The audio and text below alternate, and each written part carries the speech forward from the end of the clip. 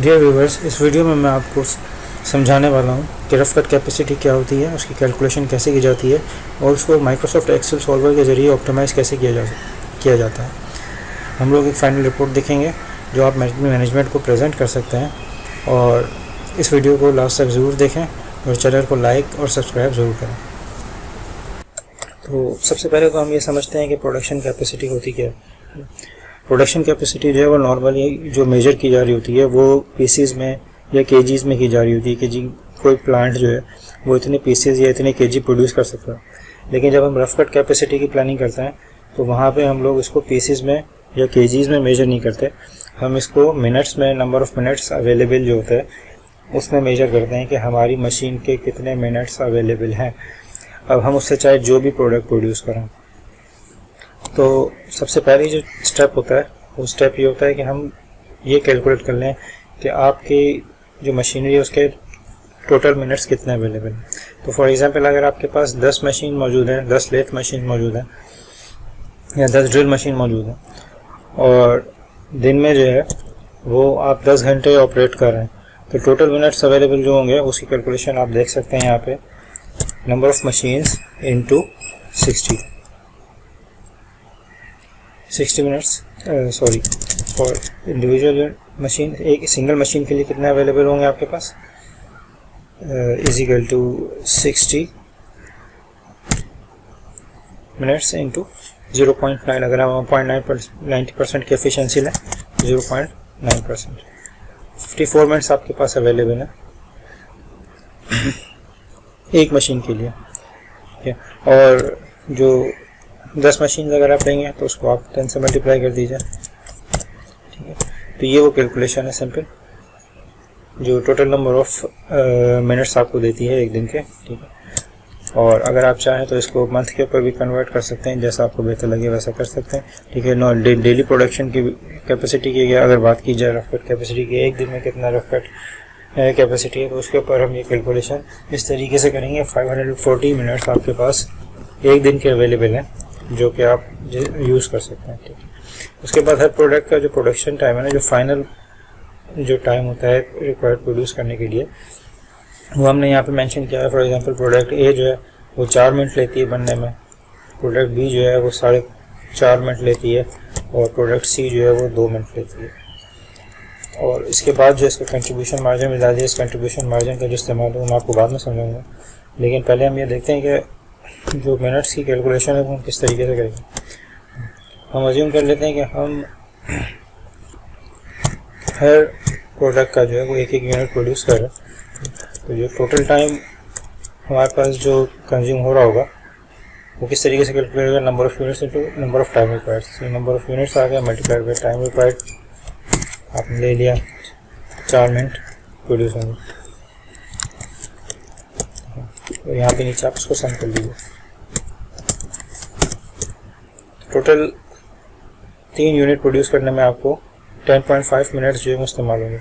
अब ज़ाहिर है 10.5 मिनट्स जो है वो तो कम है। ठीक है, आपके पास 540 मिनट्स अवेलेबल हैं, तो आप इसको बढ़ा सकते हैं। आप इसको रिवाइज कर लीजिए कि अगर हम 10 यूनिट्स प्रोड्यूस कर लें, अगर हम 40 यूनिट्स प्रोड्यूस कर लें। ठीक है, हम देखें करीब होते जा रहे हैं। ये एक ट्रायल एंड एरर मेथड है ना, आपने कोई भी यूनिट्स डाल के, नंबर ऑफ़ यूनिट्स डाल के आप चेक कर सकते हैं कि आप कितनी प्रोडक्शन आप कर सकते हैं। यहाँ पे आप यूनिट्स का भी सम कर लीजिए ताकि आपको पता चल जाए कि आपकी डेली की प्रोडक्शन क्या हो रही है। डेली के 150 पीसेज आप प्रोड्यूस कर सकते हैं, 150 पीसेज आप प्रोड्यूस कर सकते हैं। ठीक है, और 525 जो मिनट्स हैं वो आप टोटल कंज्यूम करेंगे। नीचे चाहें तो परसेंटेज की कैलकुलेशन भी कर लीजिए कि आपने कितने परसेंट कैपेसिटी कंज्यूम कर ली है। 97% कैपेसिटी आप कंज्यूम कर चुके हैं। अच्छा, ये तो वो कैलकुलेशन थी जो हमें ये बता रही थी कि जी कितने मिनट्स अवेलेबल थे और कितने हमने कंज्यूम कर लिए। इसको आप मज़ीद कॉम्प्लिकेट कर सकते हैं, इसके अंदर आप नंबर ऑफ़ प्रोडक्ट्स इंक्रीज़ कर दें तो ये चीज़ और कॉम्प्लिकेटेड हो जाएगी। आप एफिशिएंसी की कैलकुलेशंस को इम्प्रूव को मज़ीद कॉम्प्लिकेटेड कर सकते हैं। लेकिन ये एक आइडिया देने के लिए एक कैलकुलेशन है कि अगर आप को करना पड़ जाए कभी तो आप किस तरीके से करेंगे। ठीक है, अच्छा, अब जो दूसरा जो एक इस्तेमाल है जो आपको बताना चाह रहा था वो था कि ये कंट्रीब्यूशन मार्जिन जो है वो हर ज़ाहिर है जो भी प्रोडक्ट बनता है वो कुछ ना कुछ वैल्यू जो है ऐड कर होता है, मतलब जितना प्रोडक्ट का मटेरियल का कॉस्ट है उसके ऊपर जो ओवरहेड लगा वो सब कुछ मिला के जो फाइनल प्रोडक्शन की कॉस्ट है उसके बाद वो कुछ ना कुछ उसका सेल प्राइस भी होगा, तो जो टोटल कॉस्ट है उसको अगर आप सेल प्राइस में से माइनस कर दें तो वो एक कंट्रीब्यूशन बन जाता है जो कि हर प्रोडक्ट का होता है। एक पीस का जो कंट्रीब्यूशन है यहाँ पे प्रोडक्ट ए का वो है 0.4, उसके बाद बी का है 0.68 और उसके बाद जो सी है उसका है 0.24 डॉलर्स। तो एक यूनिट अगर आप प्रोड्यूस करेंगे ना तो ये कंट्रीब्यूशन वो आपको देगा, ठीक है। अब यहाँ पे हम जो है ना इस कंट्रीब्यूशन के भी देख लेते हैं कि कितना बन रहा है।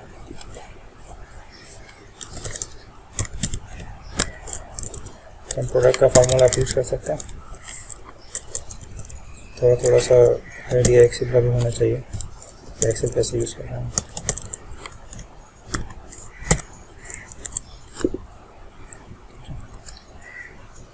और इसकी कैलकुलेशन देख लें। कंट्रीब्यूशन ये तो टोटल 65.75 डॉलर जो है वो आप बचा सकते हैं, ठीक है। आपको बच जाएंगे टोटल कंट्रीब्यूशन के नाम पे।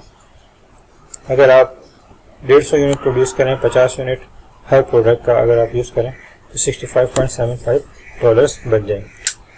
लेकिन अब सवाल ये पैदा होता है कि रफ कट कैपेसिटी का जो कॉन्सेप्ट था वो तो अपनी जगह पे, ठीक है, लेकिन क्या इस रफ कट कैपेसिटी के अंदर रहते हुए हम लोग इस 65.75 का जो फिगर है इसको मैक्सिमाइज कर सकते हैं?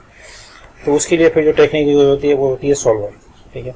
सॉल्वर के ज़रिए हम ये पता चलाते हैं, एक ऑब्जेक्टिव सेट करते हैं, फिर उसके बाद उसको मैक्सिमाइज करते हैं, तो उससे हमें पता चलता है कि इस कैपेसिटी में रहते हुए कौन सा प्रोडक्ट हम कितना प्रोड्यूस करें जो कि हमारा ये जो फिगर है 65.75 का ये मैक्सिमाइज हो सके। तो उसकी कैलकुलेशन कैसे होती है, उसकी कैलकुलेशन मैं आपको समझाता हूँ कि वो कैसे है। यहाँ पे जाएँ, ये सॉल्वर है हमारा, सॉल्वर में जाएँ, ठीक है। सबसे पहले हम ऑब्जेक्टिव सेट करेंगे। ऑब्जेक्टिव हमारा जो है वो सेल नंबर D14 में मौजूद है, ठीक है, जो कि हमारा कंट्रीब्यूशन मार्जिन है। हमें इसको मैक्सिमाइज करना है, ठीक है। किन चीज़ों को चेंज करना है हम लोगों ने जनाब नंबर ऑफ़ यूनिट्स को, ठीक है। नंबर ऑफ़ यूनिट्स कुछ भी चेंज हो सकते हैं, ठीक है। उसके बाद हमने रिस्ट्रिक्शंस क्या लगानी है, जो कंस्ट्रेंट्स हैं वो क्या करने की जी, ये जो हमारा टोटल नंबर ऑफ मिनट्स है ये लेस देन होना चाहिए इससे जो कि अवेलेबल है, ऐड कर दें, ओके, ठीक है। और नॉन नेगेटिविटी का एक कंस्ट्रेंट ऐड कर देते हैं यहाँ पे,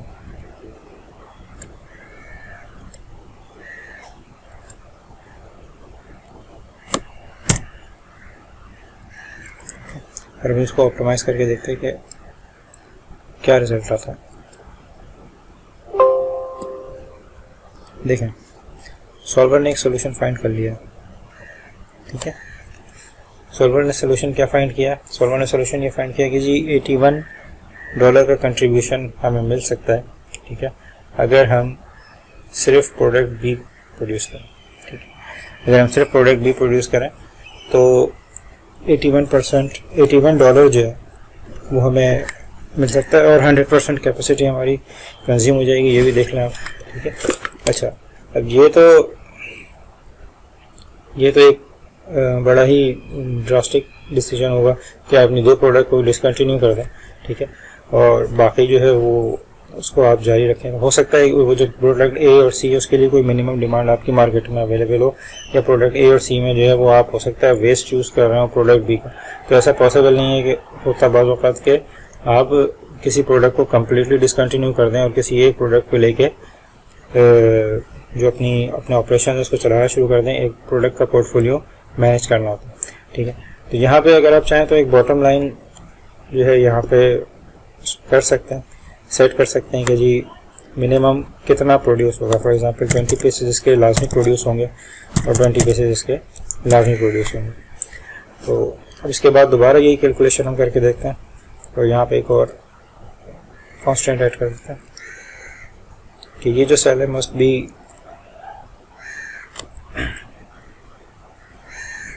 ये जो आपकी क्वांटिटी आ रही है यहाँ पे प्रोड्यूस हो रही है, ठीक है, ये quantity must be greater than और इक्वल टू दिस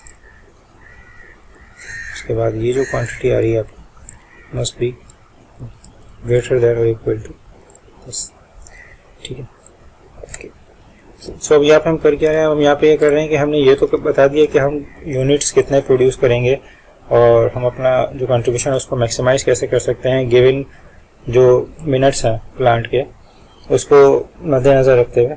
लेकिन हमने एक जो है ना बॉटम लाइन जो है ना वो भी लगा दी कि जी 20 यूनिट से कम प्रोड्यूस नहीं होंगे प्रोडक्ट ए के और प्रोडक्ट सी के। तो अब देखते हैं इसका क्या सोल्यूशन है। इसका देखें, इसने अगेन एक सोल्यूशन फाइंड कर लिया। तो सोल्यूशन ये मिला हमें कि देखें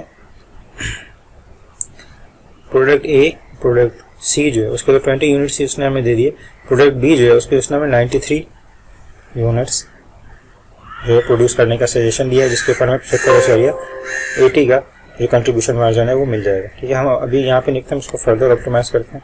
अगर आप चाहें तो 93 को जो है वो 93.33 जो आ रहा है, ठीक है। आप इसकी कंडीशन को भी इम्प्रूव कर सकते हैं। सॉल्वर में जाएँ और उसके बाद आप एक कंडीशन ऐड करें कि ये जितने भी हैं यूनिट्स ये सब के सब इंटीजर होने चाहिए,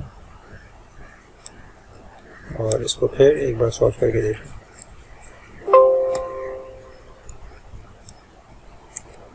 ट्वेंटी यूनिट्स प्रोडक्ट ए के, 92 यूनिट्स प्रोडक्ट बी के, और प्रोडक्ट सी जो है उसके 23 यूनिट्स 135 यूनिट्स की आपकी प्रोडक्शन हो सकती है डेली की, यानी कैपेसिटी आपकी 100% यूटिलाइज हो जाएगी। $75.62 का आपका कंट्रीब्यूशन होगा।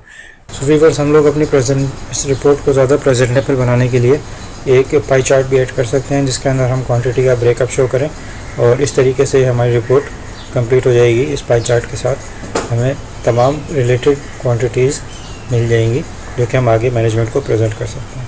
तो ये जो थी एक कैलकुलेशन थी, और ये एक रिपोर्ट मैं इस वीडियो के साथ अटैच कर दूँगा, ठीक है। अगर आपको वीडियो पसंद आई हो तो इसको ज़रूर लाइक कीजिएगा, और इसमें कोई कमी बेशी हो तो कमेंट्स में मुझे ज़रूर बताइएगा, और चैनल को लाइक और सब्सक्राइब ज़रूर कीजिएगा। Thank you so much.